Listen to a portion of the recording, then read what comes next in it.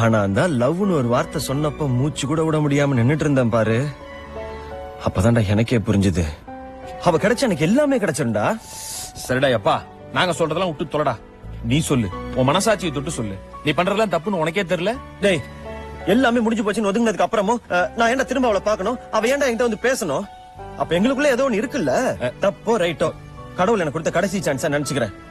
எனக்கு அவ வேணும். இது கிரைம். மாட்டின லைஃபே காலி ஆயிடும். டேய், காதலிக்கிற பொண்ணு கிடைக்கணும்னு முயற்சி பண்ணாதவன் அந்த பொண்ணு கிடைக்கலன்னு வருத்தப்படுறதுக்கு தகுதியே இல்லாதவன். என்னானாலும் சரி, நான் இறங்கி ட்ரை பண்றேன். ஒரு நல்ல வானம்